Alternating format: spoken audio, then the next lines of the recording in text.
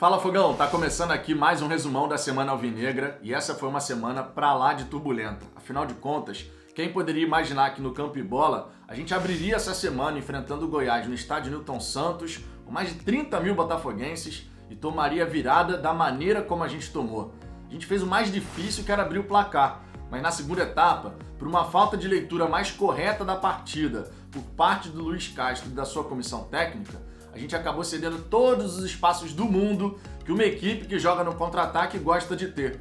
E o Goiás foi muito competente na hora de explorar essa possibilidade de virar o jogo e conseguiu.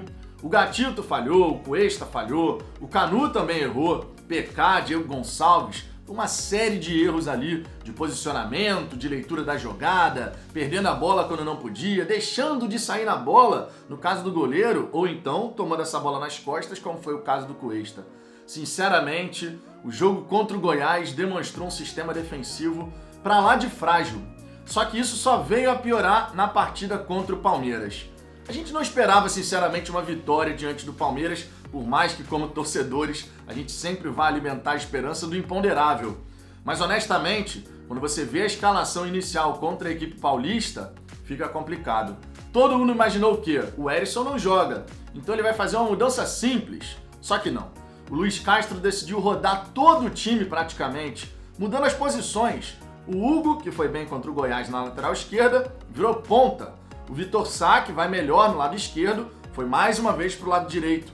O Saravia entrou na lateral direita, enquanto o Daniel Borges foi continuar jogando torto na esquerda. E no comando de ataque, Vinícius Lopes. Deu no que deu. 4-0 e, sinceramente, 4-0 foi pouco. O Palmeiras poderia ter feito muito mais. Tirou o pé na segunda etapa, ficou ali satisfeito com o resultado e ainda cravou mais um golzinho na etapa final. 3-0 no primeiro tempo, 1-0 no segundo tempo, mas cá entre nós, que eles não nos escutem. Se tivessem mantido o pé no acelerador, era papo de ser 6, 7, 8, quem sabe? Porque do jeito que o nosso sistema defensivo vem tomando gol contra uma boa equipe como é a do Palmeiras e muito bem treinada, era possível de ser uma goleada pra lá de histórica. Obviamente, esses dois resultados geraram uma certa ruptura entre a torcida e o time. Muito torcedor chateado começou a levantar a bandeira, fora Castro, fora Castro. E aí o John Textor chegou para respaldar o trabalho do treinador.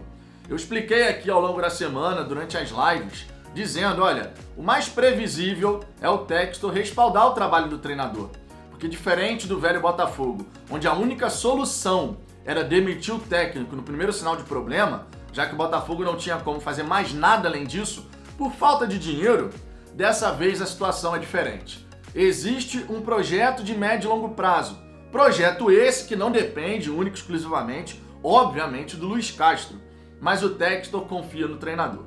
E agora, em vez de mandar o técnico logo no primeiro sinal de problema, a SAF Botafogo, novo Botafogo, vai buscar dar melhores condições, reforçar o elenco, e foi justamente isso que o John Textor fez, afirmando que o Castro vai permanecer, que tem a confiança dele e que o Botafogo na próxima janela, daqui a pouco mais de um mês, vai trazer aí na casa dos 8 reforços. Marçal, Zahavi, que está muito perto inclusive de fechar com o Glorioso, e mais 6 atletas. E aí a gente tem algumas especulações para comentar aqui. O Fernando Marçal, lateral esquerdo, já está acertado com o Botafogo. O Zahavi já recebeu a minuta de contrato. Tá tudo se encaminhando para essa reta final para o Zahavi poder ser anunciado. Ele, inclusive, voltou para Israel para poder garantir que a cirurgia que ele fez no joelho tá tudo caminhando corretamente. Para poder dar essa resposta aí para o Botafogo e garantir que ele tem condições de jogar em alto nível. Atitude muito correta do israelense, diga-se de passagem. Também surgimos aí com o nome de Brumar, ele que jogou no PSV ao lado de Zahavi, e o Botafogo está tentando um empréstimo com opção de compra, que pode se tornar uma obrigação dependendo aí do desempenho do atleta. Por outro lado, De La Cruz deu uma entrevista para uma rádio uruguaia dizendo que deseja renovar com o River Plate. Ele estava no radar do Botafogo, mas sinceramente, para o Botafogo conseguir contratar o jogador agora, vai ter que abrir a carteira e de fato colocar dinheiro na mesa. De La Cruz foi categórico. Não vai sair do River Plate de graça, né? Por agradecimento, toda a gratidão que ele tem aí por Marcelo Gadiardo, técnico do River Plate, e obviamente a instituição. Vale comentar aqui também que o nome de Gabriel Pires, hoje no Algarafa, mas que pertence ao Benfica, foi muito ventilado nessa semana, inclusive com a imprensa portuguesa dando valores da possível negociação. Mas o Botafogo, né, o TF fez a apuração, o Botafogo dizendo que não está negociando com Gabriel Pires. Tem água para rolar ainda debaixo dessa ponte. O fato é, o Botafogo vai buscar reforçar o seu elenco, qualificar o seu elenco. E na palavra do próprio John Textor, reforços com padrão Série A. Quem será que vai chegar ao Botafogo?